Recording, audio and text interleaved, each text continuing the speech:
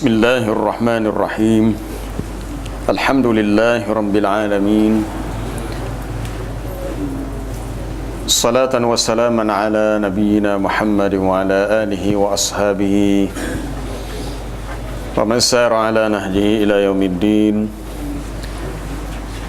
Fa inna asdaqal hadithi kitabullah wa khairal hadi hadi Muhammad sallallahu alaihi wasallam. Wa syarrul umuri muhdatsatuha wa kullu muhdatsatin bid'ah wa kullu bid'atin dhalalah wa kullu dhalalatin finnar. Subhanaka la ilma lana illa ma 'allamtana innaka antal alimul hakim wa tub 'alaina innaka antat tawwabur rahim. Rabbi shrah li sadri wa yassir li amri wahlul 'uqdatam min lisani yafqahu qawli. Allahumma anfa'na bima 'allamtana wa 'allimna ma yanfa'una. Allahumma zidna ilma. Amma ba'd. Muslimin dan muslimat yang dirahmati Allah, kembali menyambung perbincangan tentang tajuk fitnah Al-Masih Dajjal. Minggu lepas berhubung dengan Dajjal tidak akan memasuki Mekah dan Madinah kerana kedua-dua kota ini dijaga, diawasi oleh malaikat pada setiap jalan-jalan lorong yang ada di Madinah, termasuk pintu masuk. Mungkin kita tak nampak lah, sesiapa pun tidak nampak malaikat, tetapi Ad-Dajjal melihatnya dan tidak dapat memasukinya. Jadi untuk hari ini kita terus kepada yang ketujuh, muka surat 324, pengikut Ad-Dajjal. Siapakah yang menjadi atba'ud Dajjal, pengikutnya? Pengikut Dajjal yang paling banyak adalah orang-orang Yahudi, kemudian orang Ajam. Ajam ni yang bukan berbangsa Arab, bangsa Turk,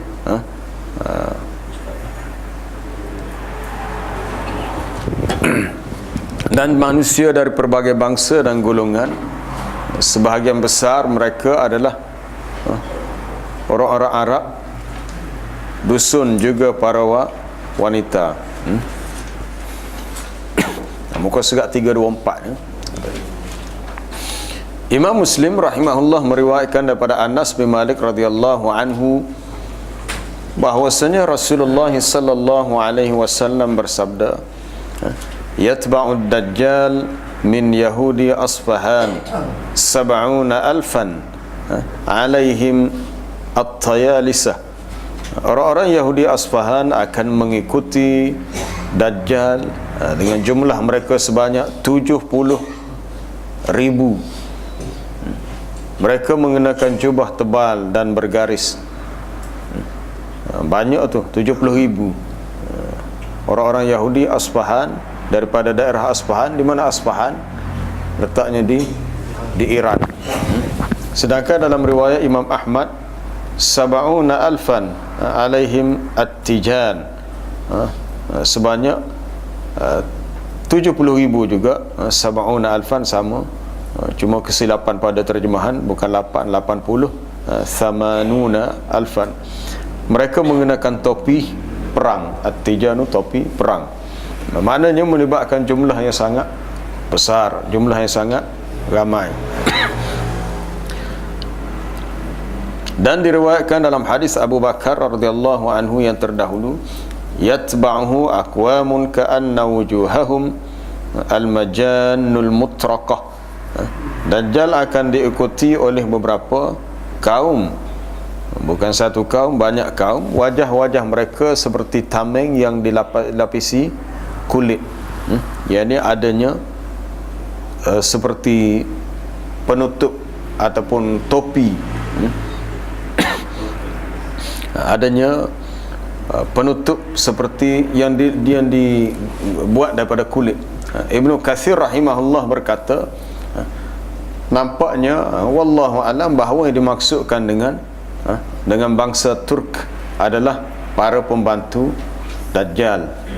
Ini beberapa daerah yang terletak di kawasan di utara ataupun di atas pada negara-negara Arab. Kami katakan demikian pula orang-orang Ajam sebagaimana dijelaskan sifat mereka dalam hadis Abu Hurairah.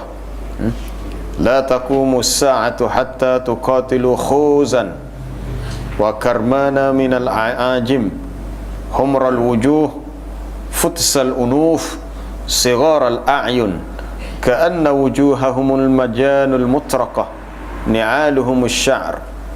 Tidak akan tegak hari kiamat ataupun tidak akan berlaku hari kiamat sehingga kamu semua memerangi bangsa Khuz dan bangsa Karman, dua bangsa yang kita pun tak pernah dengar nama dia, bangsa Khuz dan Karman dari kalangan Ajam. Ajam maknanya orang yang bukan berbangsa Arab. Tidak ada senarai yang disebut adanya bangsa Arab, bangsa Yahudi, Ajam, Turk dan beberapa bangsa dari golongan lain. Dan disifatkan wajah mereka ataupun sifat fizikal mereka, wajah mereka merah, berkulit merah, futsal unuf, hidungnya pesek. Hidung pesek ni hidung kepek lah. Orang Kelantan kata hidung kepek, hidung tidak mancung, hidung tidak tinggi, matanya sepek. Mata sepek ni macam mana? Macam golongan Mongolia ke ataupun kawasan negara Cina di atas sana. Wajah mereka seperti tameng yang dilapisi kulit, adanya penutup seperti topeng, dan terompah-terompah mereka diperbuat daripada bulu. Itu hadis tu riwayat Bukhari dalam sahihnya. Jadi maknanya perincian berhubung dengan akan berlaku suatu muqatalah, peperangan dengan bangsa yang begini sifatnya sudah dikhabarkan. Ini di antara mukjizat ilmiah, mukjizat ilmu yang diberikan kepada Nabi sallallahu alaihi wasallam, perkhabaran tentang peperangan yang berlaku di akhir zaman secara perincian sifat-sifatnya, kulitnya macam mana, hidungnya macam mana, matanya macam mana. Adapun pernyataan bahawa kebanyakan pengikut mereka dari kalangan Arab, kerana sesungguhnya kebodohan telah menyelimuti mereka, sesungguhnya kebodohan telah menyelimuti mereka, juga berdasarkan sabda Nabi sallallahu alaihi wasallam dalam hadis Abu Umamah yang panjang, maksudnya Abu Umamah Al-Bahili radhiyallahu anhu, salah seorang sahabat Nabi. Wa inna min fitnatihi ay ad-dajjal, di antara fitnah yang maksudnya fitnah dajjal, ay yaqula lil a'rabi, bahawa dia berkata kepada orang Arab kampung. Arab maknanya orang Arab Badui yang tinggal di kawasan kampung, kawasan-kawasan pedalaman. Ara'aita in ba'astu laka abaka wa ummaka atashhadu anni rabbuk, fayaqul na'am, fayatamathalu lahu syaitanani fi surati abihi wa ummihi fayaqulani ya bunayya ittabi'hu fa innahu rabbuk. Ini fitnah yang sangat besar. Apabila ditanya kepada orang Arab kampung, orang Arab kampung ni orang yang bertabiat kasar dan kebanyakannya tidak berpendidikan. Apabila baik ada yang baik, tetapi apabila tidak baik dan kasar, ia sangat kasar. Al-a'rabu asyaddu kufran wa nifaqa. Dalam satu ayat surah At-Taubah, orang Arab Badui ini golongan yang sangat kufur dan sangat kuat sifat kemunafikannya. Tapi bukan semua. Wa minal a'rabi man yu'minu billahi wal yawmil akhir. Dari kalangan orang-orang Arab Badui ada yang beriman kepada Allah, beriman kepada hari akhirat. Wa yattakhidhu ma yunfiqu qurbatin 'indallahi wa salawatir rasul, dan mereka menjadikan sedekah-sedekah yang mereka berikan pada jalan Allah sebagai cara untuk mendekatkan diri kepada Allah. Baik. Adapun Arab Badui yang mungkin tidak berilmu ataupun tidak ada pengetahuan, apabila difitnah oleh Dajjal dengan katanya, bagaimana pendapatmu jika aku membangkitkan, yakni aku menghidupkan kembali bapa dan ibumu? Apakah kamu mahu bersaksi, kamu mahu mengaku bahawasanya aku ni adalah Tuhanmu? Lalu dia berkata ya. Mudah kena tipu. Sebab orang-orang beriman meyakini akan ayat Allah bahawa semua manusia mati, dan setelah mati mereka tidak akan bangkit, tidak akan hidup kembali kecuali setelah dunia ini kiamat. Tapi Dajjal ni dia kelentung. Dia kata, kalau kamu nak mak ayah kamu hidup balik, kamu kena mengakulah, kena ikut akulah, bahawasanya aku ni Tuhan. Sedangkan Quran beritahu, summa innakum ba'da dzalika lamayitun, kemudian kamu wahai manusia selepas itu semua akan mati. Summa innakum yaumal qiyamati tub'atsun, dan semua kamu pada hari kiamat akan dibangkitkan. Sedangkan ketika datang kiamat, ketika datangnya Dajjal, kiamat belum berlaku. Ketika datangnya Dajjal ini, kiamat belum berlaku, tetapi sebagai petanda bahawa kiamat sudah hampir dan sudah selalu dekat. Lalu si Arab Badui itu berkata, na'am, ya. Lalu dua syaitan menjelma menjelma dengan rupa bapa dan ibu kepada si Arab Badui itu. Jadi kena beringat, dia boleh berupa, boleh bertukar rupa menjadi sesiapa yang dia kehendaki. Jadi kadang-kadang seseorang tu dia kata, aku jumpa orang tu, orang kata mati dah tapi jumpa dia. Itu mungkin jelmaan syaitan ya. Dia boleh tiru rupa orang ni dan rupa orang tu. Cuma yang sahih adalah hadis Nabi bahawa syaitan tidak dapat meniru rupa Nabi sallallahu alaihi wasallam sahaja tu. Rupa Nabi tak boleh. Tapi dia boleh mari dengan rupa sesiapa yang dia kehendaki untuk menipu manusia. Tapi biasa kalau dia tipu, dia tak akan mari dengan muka orang jahat, dia akan mari dengan muka orang yang nampak orang yang baik, yang warak, yang soleh, nampak orang yang alim. Sebab dia tahu dah kalau mari dengan rupa yang begini-begini, orang pun tahu ini bukan orang yang boleh percaya sangat pun. Dia akan mari dengan rupa yang kita tengok pun kita rasa takkan orang jahat macam ni mukanya. Itu kerja syaitan untuk menyesatkan manusia. Lalu dia bertukar rupa dengan rupa surata abihi wa ummihi, dengan rupa bapa dan ibunya. Lalu kedua-dua syaitan yang bertukar rupa dengan rupa bapa dan ibu kepada si Arab Badui itu berkata, ya bunayya, wahai anakku. Padahal yang berkata bukan mak ayah dia adalah kubur. Yang berkata adalah syaitan, ittabi'u, kamu ikutlah dia. Ikutlah dia. Fa innahu rabbuk, maka dia adalah Tuhanmu. Syaitan yang berkata begitu, sebab kerja dia untuk menyesatkan manusia.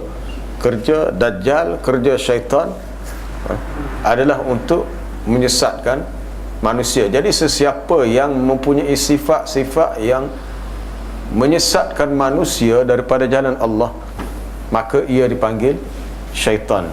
Walaqad ahidna ila, walaqad apa dia, alam a'had ilaikum ya bani adam alla ta'budu syaitan innahu lakum aduwwum mubin wa an i'buduni hadza siratun mustaqim wa laqad adalla minkum jibillan katsira afalam takunu ta'qilun. Tidakkah kami telah membuat perjanjian dengan kamu wahai Bani Adam bahawa janganlah kamu menyembah syaitan. Sembah ni tak nanti semestinya tak nanti kau kena sujud rokok. Sembah ni apa sahaja perbuatan yang membawa kepada maksud ibadat dan ikut kehendak dia, maka sebenarnya membawa kepada maksud ibadat kepada syaitan, ikut kehendak dia. Perkara yang menyalahi hukum syarak tapi syaitan nak kita buat bermakna kita telah beribadat kepada syaitan.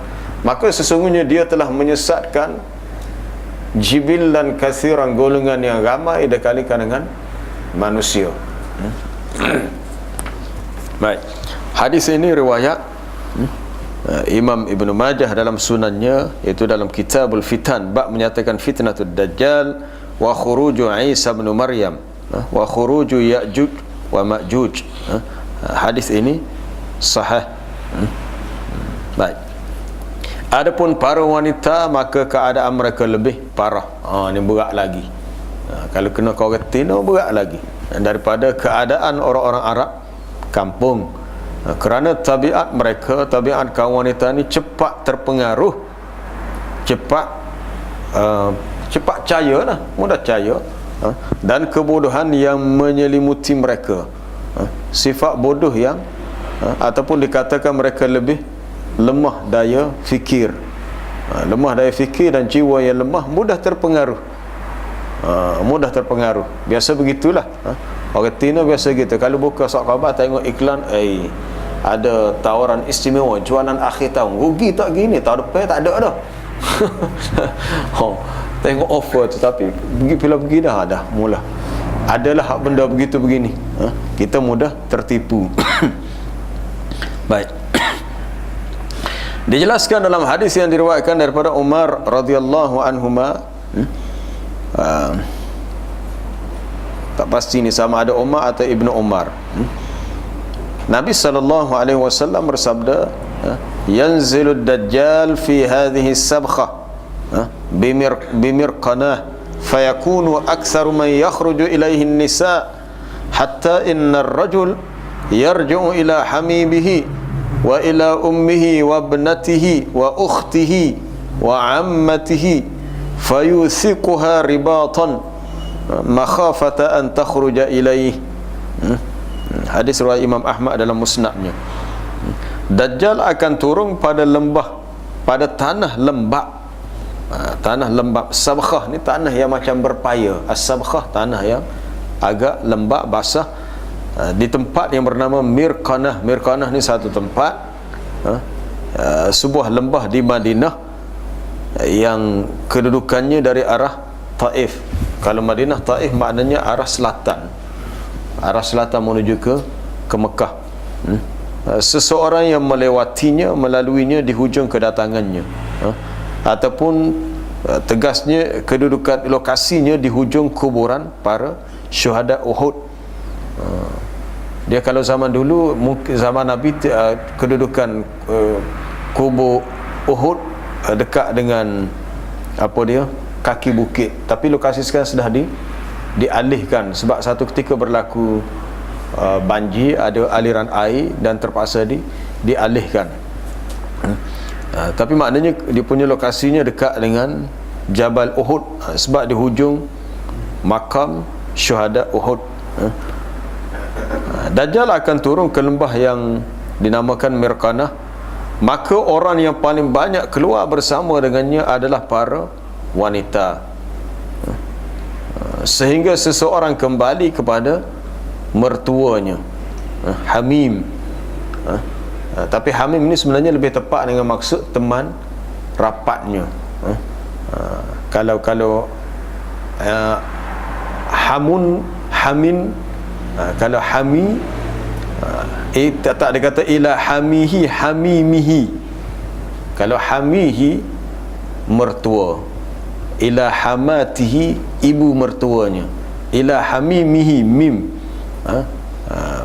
Pada mulanya saya ingat dia ada silap taib tu, memang dalam kitab asalnya betul dah. Ila hamimihi. Hamim maknanya teman yang rapat, bukan mertua, bukan hamihi. Bukan dia katakan hamihi, hamimihi, ada mim satu lagi. Jadi penambahan mim satu lagi menyebabkan makna tu berubah daripada mertua kepada teman yang rapat. Hamim, sebagaimana disebut dalam Quran, wala sadiqin hamim. Orang-orang kafir berkata, kami tidak ada lagi teman yang sangat rapat. Ataupun dalam ayat, wala yus'alu hamimun hamima.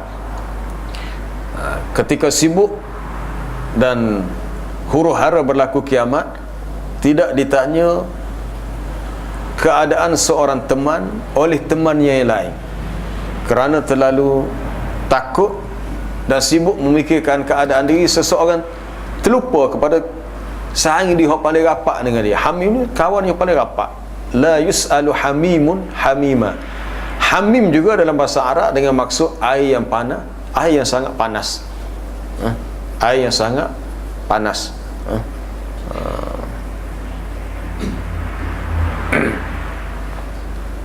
Dalam suratul Waqiah, itu boleh rujuk dalam surah Waqiah, diberi minum dengan min hamim, daripada air yang sangat panas. Tapi di sini hamim merujuk kepada maksud teman yang rapat. Dan dia akan kembali sehingga seseorang kembali kepada teman rapatnya, kepada ibunya, kepada anak perempuannya kepada saudara perempuan, adik-beradik perempuannya kepada ammatihi, ibu saudaranya, ataupun bibinya. Bibi ni bahasa Indonesia, bibi maknanya ibu saudara, ibu saudara sebelah bapanya, ammah, mak saudara sebelah ayah dia.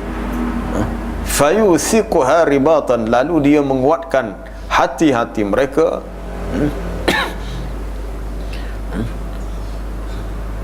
sebab khawatir mereka keluar bersamanya.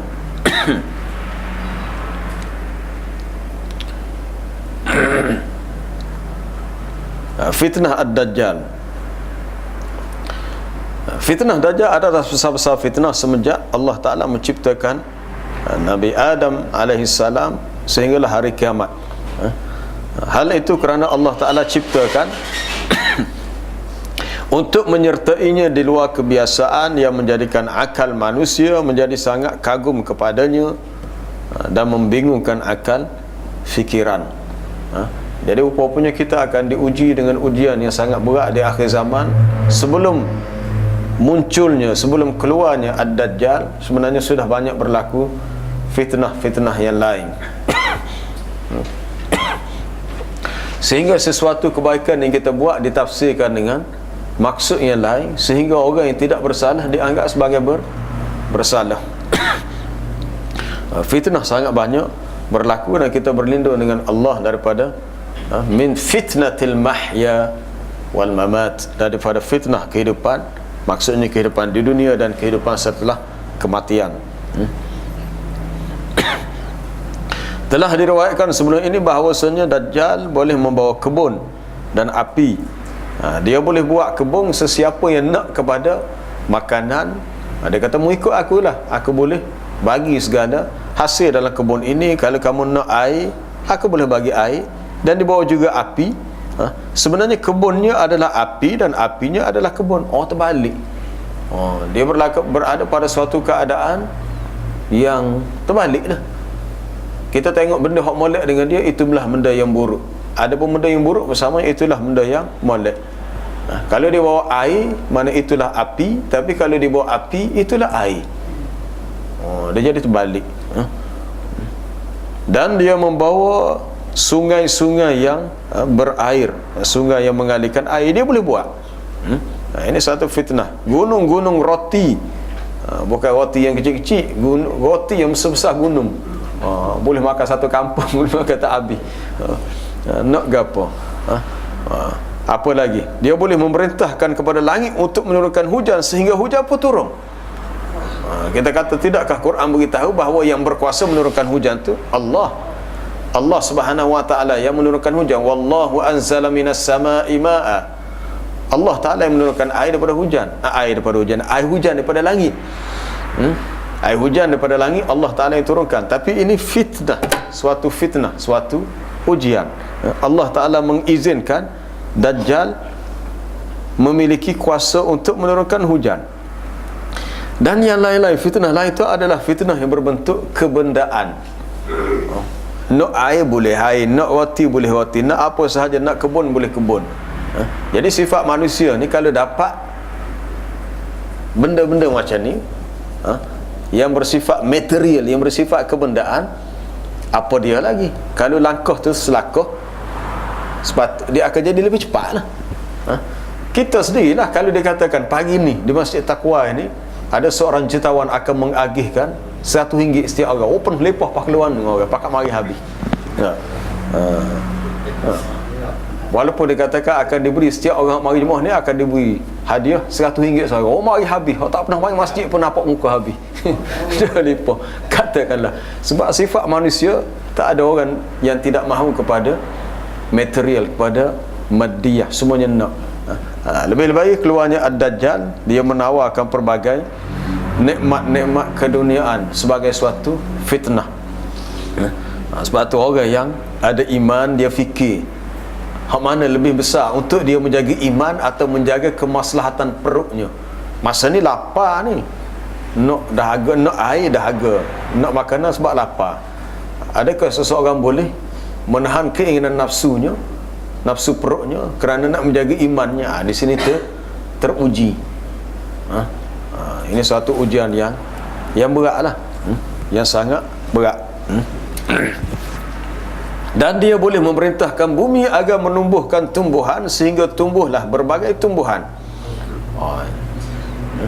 Lebih daripada tukang sihir ni, lebih daripada apa? Silap mata. Orang main silap mata tu sebenarnya kebanyakan ni setengah lah. Kalau hak yang memang menakjubkan itu memang guna sihir lah. Dia tak, kalau tidak menggunakan perantaraan jin, mereka tidak mampu melakukan sesuatu yang disebut khawariqul adah, yang menyalahi adat. Diikuti oleh berbagai simpanan bumi, dapat berjalan di muka bumi dengan cepat bagaikan cepatnya awan yang ditiup angin, dan hal-hal luar biasa lainnya. Semuanya dijelaskan dalam hadis-hadis yang sahih. Jadi menarik untuk kita melihat ada orang-orang yang di zaman pertengahan, ketika apabila Syekhul Islam Ibn Taymiyah rahimahullah membahaskan berhubung dengan Al-Furqan baina awliya'ir rahman wa awliya'is syaitan, perbezaan antara wali-wali Allah dengan wali-wali syaitan. Ada orang-orang yang mengaku sebagai wali Allah, padahal mereka meninggalkan urusan ibadat, mereka melakukan perbuatan keji, perbuatan mungkar, perbuatan maksiat, tetapi dia boleh buat benda-benda luar biasa. Nak ke apa dia boleh buat. Lalu dia mendakwa kami adalah wali-wali Allah, kami boleh buat, sedangkan mereka ini solatnya tidak, melakukan perbuatan mungkar. Maka katanya ini sebenarnya ad-dajjalun. Ini adalah golongan Dajjal sebelum keluar Dajjal yang sebenar. Jadi orang yang sebegini adalah penipu, mereka adalah ad-dajjalun, menipu manusia dengan luarannya yang begitu, nampaknya baik, nampaknya beragama, tapi sebenarnya mereka melanggar perintah-perintah Allah. Tapi dengan cara istidraj, ataupun Allah Ta'ala mengizinkan berlaku kepada mereka perkara luar biasa, dan orang lain mudah tertipu. Di antaranya apa yang diriwayatkan oleh Imam Muslim daripada Hudzaifah radhiyallahu anhu, dia berkata Rasulullah sallallahu alaihi wasallam bersabda, Ad-Dajjal a'warul 'ainil yusra jufalus sya'ri ma'ahu jannatun wa narun fanaruhu jannah wa jannatuhu nar. Hadis ni riwayat Imam Muslim dalam sahihnya. Dajjal itu buta mata kirinya. Mana dia ada sebelah mata. Bukan sebelah mata tu mana sebiji mata. Dia ada dua, cuma salah satunya rosak. Salah satu rosak, jadi ada yang dia boleh gunakan untuk melihat. Yang sebiji tu pula, hak sebutir pula, mata dia keluar seperti biji anggur. Kita baca dalam hadis riwayat yang lepas, matanya keluar seperti biji anggur, rambutnya kerinting, dan dia membawa kebun dan api. Boleh bawa kebun, boleh bawa api. Apinya adalah kebun dan kebunnya adalah api. Sebab tak adil lah terbalik. Mestilah kita nak kebun, tapi masuk dalam kebun terbakar gitu. Tapi masuk dalam api, kita dapat makanan daripada kebun tu. Macam mana dia boleh tukar? Macam tukar sihir, tukar apa dia, silap mata lah. Sihir pun macam tu juga. Kita melihat sesuatu tapi yang sebenarnya bukan begitu. Bagaimana Allah Ta'ala menceritakan kisah tukang sihir di zaman Nabi Musa alaihissalam, tukang-tukang sihir yang diupah oleh Fir'aun. Sebenarnya tukang sihir ni bukan nak ikut Fir'aun pun, tapi dia diupah sebab dia nak duit, dia ada kepentingan, dia nak ajran, nak upah. Jadi bila tukang sihir ni melemparkan tali-tali yang mereka bawa, fa'alqaw hibalahum wa isiyahum wa qalu bi izzati fir'auna inna lanahnul ghalibun. Mereka melemparkan semua tali-tali dan tokak-tokak yang mereka bawa, dan mereka berkata dengan kebesaran Fir'aun, kami pasti akan menang.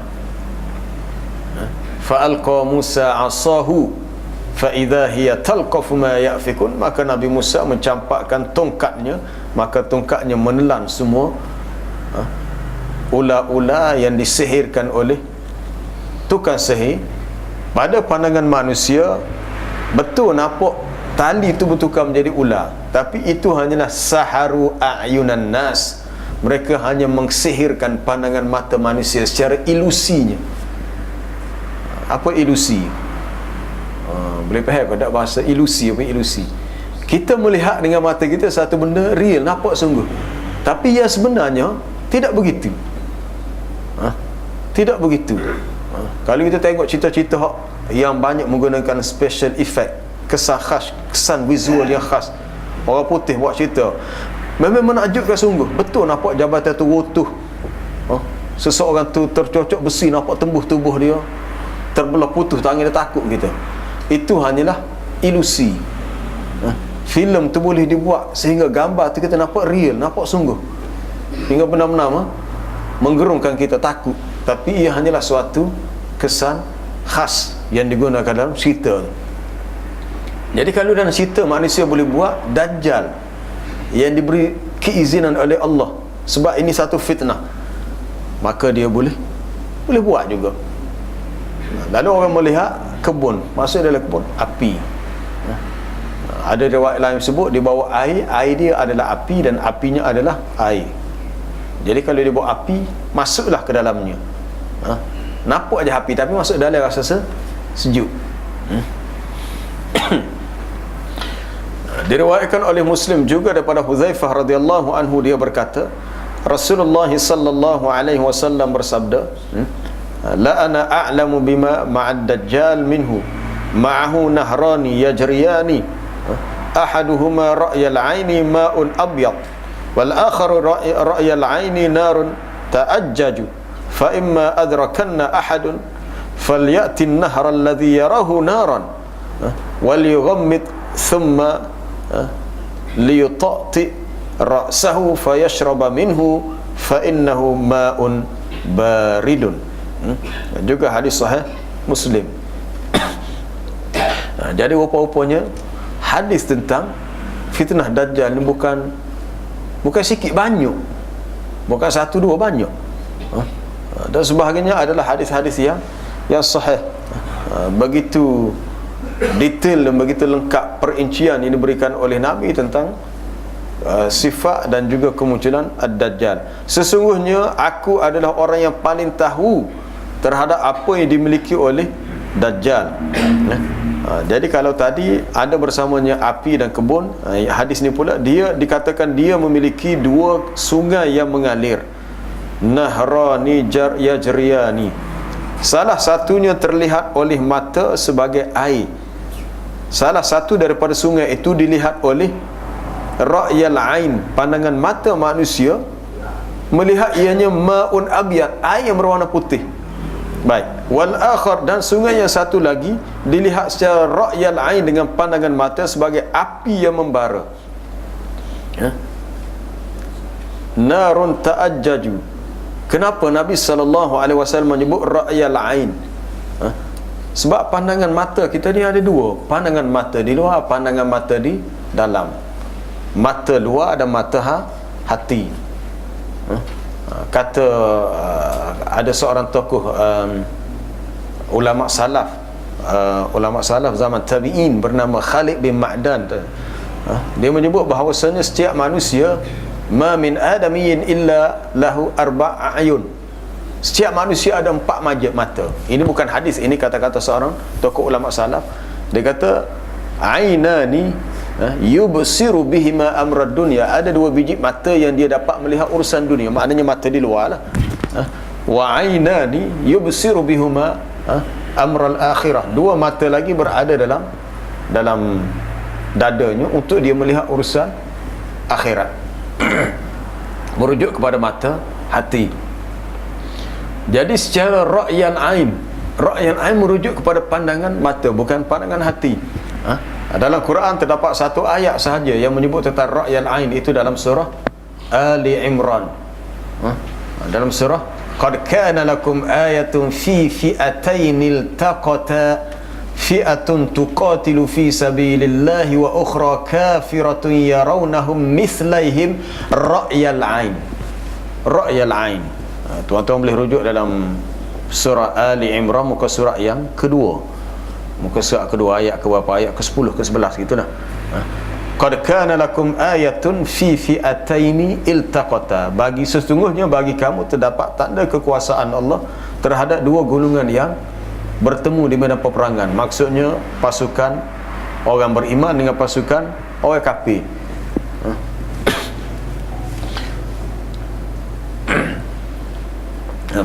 Fi'atun tuqatilu fi sabilillah, satu kumpulan yang berperang pada jalan Allah, manakala satu kumpulan lain ialah kafiratun, kumpulan yang kafir, yarawnahum mislaihim ra'yal ain, mereka melihat golongan yang beriman seperti dua kali ganda bilangan mereka secara ra'yal ain, pandangan mata. Ayat ini merujuk kepada kisah dalam peperangan Badar. Yang ni orang kafir dengan mata mereka dia nampak orang beriman ni ramai, sedangkan orang beriman hanya 313 dalam peperangan Badar. Jadi orang ramai lagi siapa dia? Orang ramai lagi bukan orang, malaikat. Tetapi secara ra'yal ain, melihat orang beriman ramai. Yarawnahum mislaihim ra'yal ain. Ra'yal ain merujuk kepada pandangan mata atau pandangan luar. Jadi kamu akan melihat secara ra'yal ain air yang dibawa oleh Dajjal ataupun sungai itu salah satunya ma'abyad, air yang putih. Manakala satu lagi api. Kita nampak air mesti terjun dalam air, apa nak terjun dalam api? Kita tengok api pun kita akan lari. Tapi orang-orang yang tahu bahawa itu adalah Dajjal, mereka akan masuk dalam sungai api, bukan sungai air. Jika salah seorang mendapatkan ataupun bertemu dengan perkara ni, sapa kepada dia Dajjal, dan dia pun nampak dua jenis sungai ni, maka hendaklah dia mendatangi sungai yang dilihat olehnya api dalamnya. Pejamkanlah matanya, wal yughammid. Kalau rasa gerung pun, iyalah betul lah kita kalau benda tu kita rasa gerung, menakutkan, kita pejam mata sebentar. Bagi orang yang takut tengok, pergi hospital, doktor kata tak boleh, kena nak cepat, kena cocok ni, tak boleh pergi ubat, okay. Kita tengok jauh, kita pun pejam mata rapat dah. Lepas tu tanya, sudah doktor, sudah dah. Ada rasa ngeri, kengerian, nampak dicocok jarum. Jadi pejamlah mata. Jadi begitulah Nabi beri panduan kepada kita, kalau rasa takut sebab api depan ni, falyughammid wal yughammid, pejamkanlah mata, pejam kemah keming. Kemudian hendaklah dia menundukkan kepalanya, lalu minumlah. Minum, maksudnya ambil air daripada sungai api, sebab itu bukan api, itu adalah ma'un baridun, air yang sejuk, air yang dingin. Jadi memang menakutkanlah. Fitnah ni sangat menakutkan kepada orang-orang yang jahil, orang-orang yang tidak memiliki iman. Mereka akan terfitnah sebab mereka nak kepada air, nak kepada makanan, nak kepada keperluan bagi jasad mereka, dalam keadaan mungkin masa tu sangat lapar, sangat dahaga. Dijelaskan dalam hadis yang panjang, nah, hadis seorang sahabat bernama An-Nawas bin Sam'an. Seorang sahabat yang bernama An-Nawas bin Sam'an radhiyallahu anhu meriwayatkan hadis tentang kisah Ad-Dajjal. Lepas tu kadang-kadang sesungguh orang tu dia kata, apa dia Dajjal? Macam mana Dajjal? Tapi kalau buka dalam kitab-kitab hadis yang menceritakan tentang sifat Dajjal, maka terjawablah semua soalan tu. Kita bertanya suatu perkara yang kita tidak tahu, tetapi masalahnya kita tidak mahu mencari dan belajar. Kalau urusan dunia, makanan pun dia tak akan mari bergolek. Kita kena cari rezeki tu, kita kena cari. Allah Ta'ala dah sediakan rezeki, kena cari. Macam mana pula dengan ilmu, samalah. Ilmu pun kita kena usaha untuk cari supaya kita tahu. Bahawasanya para sahabat pernah berkata, wahai Rasulullah, berapa lamakah dia berada di atas muka bumi? Lalu baginda menjawab, Dajjal berada selama 40 hari, arba'una yauman. Kalau tuan-tuan buka dalam kitab Riyadhus Salihin oleh Al-Imam An-Nawawi rahimahullah, di akhir kitab tu ada bab, disebut kitab Al-Manthurat wal Mulah. Bab menyatakan perkara-perkara yang berlaku di akhir zaman. Di antara hadis yang pertama, hadis ni lah, An-Nawas bin Sam'an. Hadis yang sangat panjang berhubung dengan cerita kemunculan Dajjal di akhir zaman. Dia berada di muka bumi selama 40 hari. Satu hari bagaikan satu tahun, satu hari bagaikan satu bulan, satu hari bagaikan satu pekan, satu minggu. Faham ke tak? Hari pertama Dajjal berada di muka bumi, masa tu sangat lama. Hari pertama dia muncul, waktu siang hari tu seperti setahun. Setahun ni 365 hari. Selama 365 hari lah tak ada malam. Cerah banyak masa. Kita pun terfikir macam mana, sebab kalau cerah sepanjang masa, tempat kita ni cerah, tempat lain gelap, kita faham gitu, sebab bumi kita nampak ni bulat. Tapi Dajjal berada selama 40 hari, dia boleh bergerak mana-mana tempat di dunia dengan cepat. Itu kita tak boleh nak fikir macam mana bentuknya ataupun situasi pada hari itu. Cuma disebut dalam hadis, hari pertama dia berada di muka bumi bagaikan satu tahun. Sehingga sahabat bertanya, bagaimana kita nak menentukan waktu salat? Nabi kata, kamu perlu tentukan ia dengan andai. Kena agak lah, dengan agak. Sekarang ni dah masuk waktu zuhur, salat zuhur. Sekarang ni dah masuk waktu maghrib, salat maghrib, walaupun matahari cerah atas kepala. Sekarang ni dah masuk waktu isyak, salat isyak, walaupun masih cerah. Hak cerah ni semua pada kita, tapi dari segi kiraan waktu dah masuk isyak, dah masuk subuh. Selama mana tu? Selama 1 tahun. Selama 1 tahun. Kemudian berlaku malam. Pas malam cerah pula. Cerah pula hari yang kedua. Dia punya tempoh hari kedua tu selama satu bulan. Jangka masa waktu tu seperti sebulan. Kemudian hari yang ketiga sama seperti 1 minggu. Dan hari-hari yang berikutnya, hari ke-4, ke-5, ke-6, ke-7 sampailah hari ke-40 seperti hari-hari yang kamu sekalian lalui sekarang ni. Macam biasa adalah. Cuma 3 hari yang pertama tu yang agak sangat luar biasa. Hari pertama lama seperti setahun, hari yang kedua lama seperti sebulan, hari yang ketiga lama seperti seminggu. Lalu mereka bertanya, bagaimanakah kecepatan berjalannya ia di muka bumi? Lambat kau cepat? Sangat cepat. Iaitu bagaikan hujan yang ditiup angin. Dia boleh mendatangi sesuatu kaum, mengajak mereka, lalu mereka pun beriman kepadanya, mentaatinya. Kalau kaum tu beriman ikut dia, habislah. Wasaklah akidah kaum itu kalau dia tu orang beriman. Kalau dia tu orang yang asalnya beriman kepada Allah, kemudian dia beriman kepada Dajjal, rasaklah imannya. Kemudian dia memerintahkan langit untuk menurunkan hujan. Maka turunlah hujan. Dan dia memerintahkan bumi untuk menumbuhkan tumbuh-tumbuhan. Maka tumbuhlah tumbuhan itu sehingga binatang ternakan mereka boleh merumput, ini boleh memakan rumput dan merasa leluasa, merasa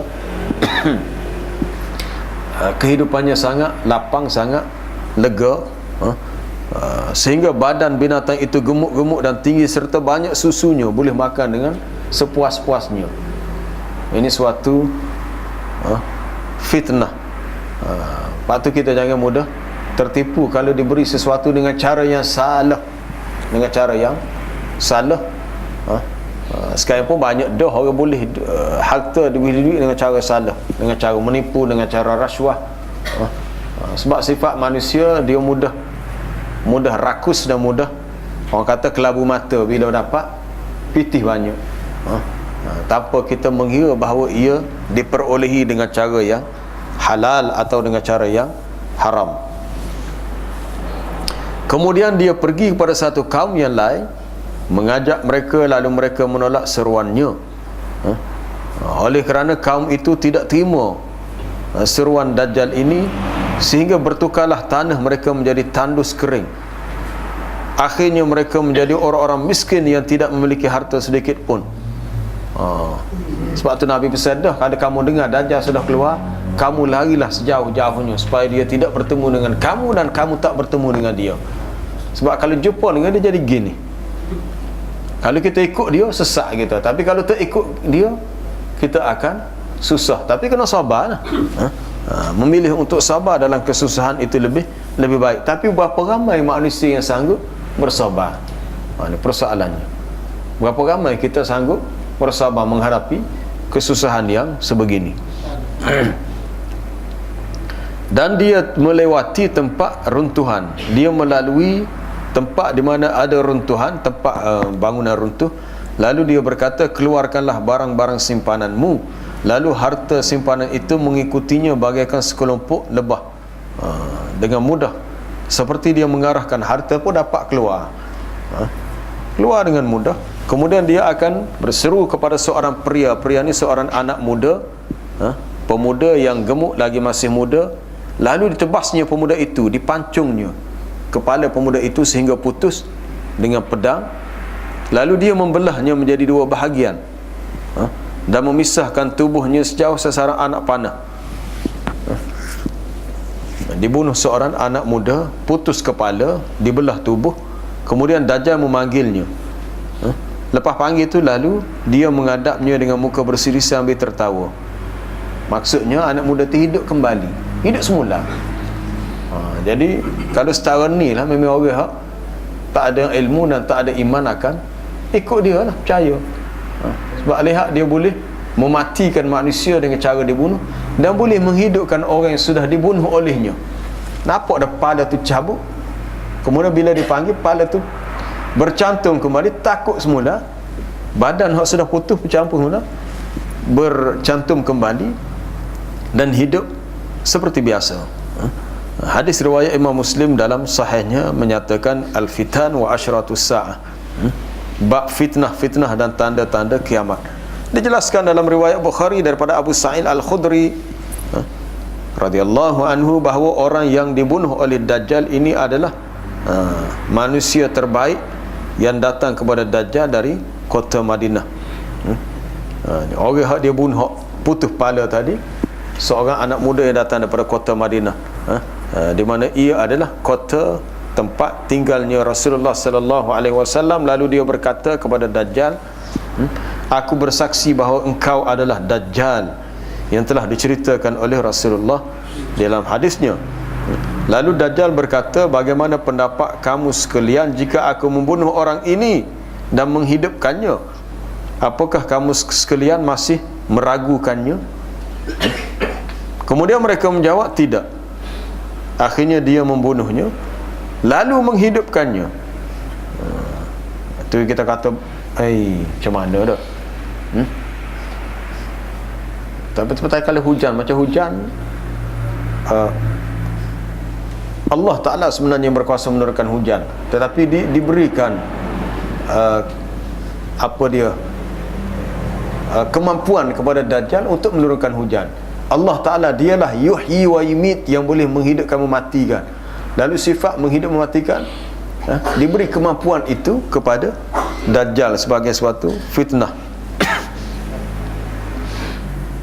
Akhirnya orang itu berkata, orang yang melihat peristiwa ini berkata, demi Allah, hari ini aku bertambah yakin bahawa engkau adalah Dajjal. Kemudian Dajjal hendak membunuhnya lagi, akan tetapi dia tidak mampu melakukannya. Dia boleh bunuh sekali, nak bunuh kali kedua tak boleh dah. Sebab apa yang dia buat hanyalah sekadar fitnah, satu cobaan, suatu ujian. Maksud fitnah di sini ujian, sesuatu yang seseorang itu teruji dengan satu perkara yang tertentu. Telah jelaskan sebelumnya dalam riwayat Ibnu Majah daripada Abi Umamah Al-Bahili radhiyallahu anhu. Dalam hadis yang panjang itu, di antaranya Nabi sallallahu alaihi wasallam bersabda menyebut tentang kisah Al-Dajjal, inna min fitnatihi an yaqula lil a'rabi. Kita dah baca dah tadi bahawa Dajjal akan berkata kepada Arab Badui, bagaimana kalau aku dapat menghidupkan bapa dan ibumu? Adakah kamu bersaksi aku adalah Tuhanmu? Dia kata ya. Lalu syaitan menjemur menjadi bapa dan ibunya.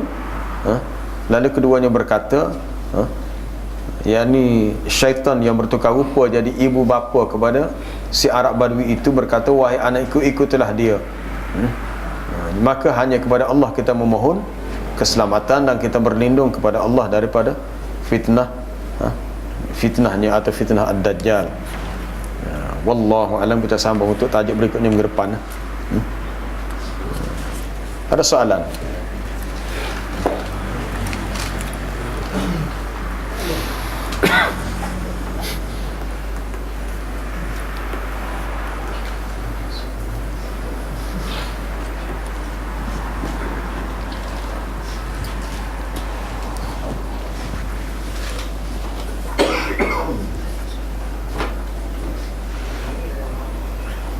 Ada soalan?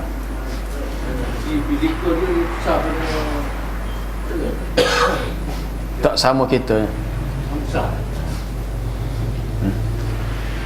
Bukan saiz dia kata besar macam raksasa gergasi kita. Sama macam kita juga serupa. Cuma sifat-sifat fizikal macam tadi lah. Bentuk mata dia macam-macam kita juga. Itu kita telah baca dah hari yang lepas. Tapi dari segi saiznya sama dengan kita, sebab dia di kalangan manusia juga, di kalangan manusia juga.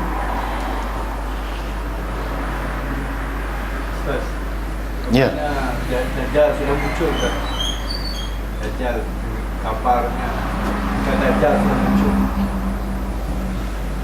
Itu telah kita bincangkan dalam kuliah yang lepas. Ada dua pendapat. Ada pendapat pertama mengatakan Dajjal sudah muncul, dia bersembunyi, bersembunyi dan menunggu masa untuk keluar.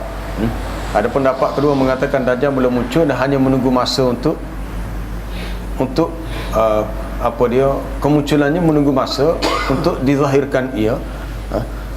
Dan ada juga yang berpendapat dalam kuliah yang lepas berhubung dengan Ibn Sayyad, seorang anak muda di Madinah, asalnya daripada kalangan Yahudi, kemudian dia masuk Islam, di mana dia mempunyai banyak sifat-sifat yang menyebabkan ramai sahabat mengatakan Ibn Sayyad inilah Al-Masihud Dajjal. Kemudian tak diketahui ke mana dia pergi, hilang. Tapi ada pendapat mengatakan bahawa dia sudah ada dah, sudah wujud, cuma dia tidak menampakkan diri dia, tidak keluar, dia masih bersembunyi. Di mana tu wallahu alam, tak tahulah. Tapi kalau Ya'juj Ma'juj, itu memang dah ada dah. Memang dah ada dah. Dia sedang dikurung sekarang di dalam sebuah tu tempat setelah di zaman Zulkarnain, dibuat sat empangan ataupun benteng bukit menyebabkan dia terkurung. Kita akan jumpa dalam banyak riwayat hadis dalam Sunan Tirmizi sebagainya. Setiap hari dia akan mengorek bukit itu, bila dia nampak matahari dia akan masuk dalam balik. Dia hanya menunggu masa untuk keluar. Itu Ya'juj Ma'juj. Tapi Dajjal itu khilaf. Ulama berbeza pendapat sama ada sudah muncul atau belum muncul. Tapi kalau kita pegang pada pendapat pertama mengatakan sudah muncul, ya, mana dia dah ada dah, cuma dia belum menampakkan dirinya, dia masih bersembunyi. Jadi umur dia panjang. Begitulah. Begitulah. Kalau kata panjang-panjang, cuma kita pun tak tahulah kalau umur dia panjang tu adakah dia dimakan usia atau masih kekal dengan dulu.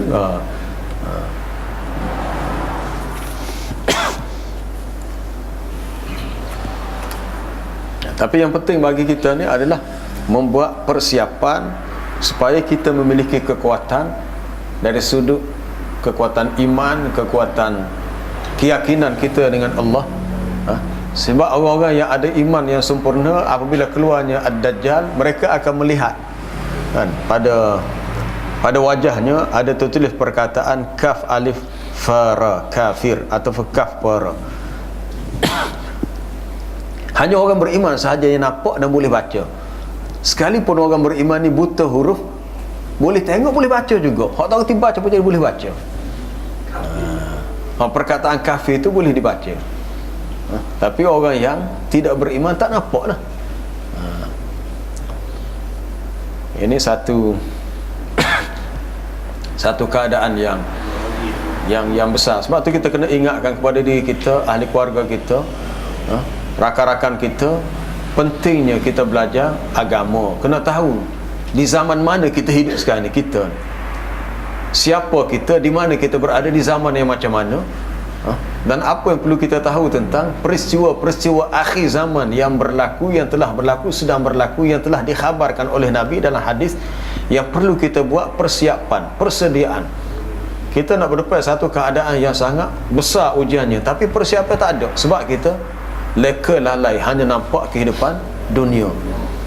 Itu masalah.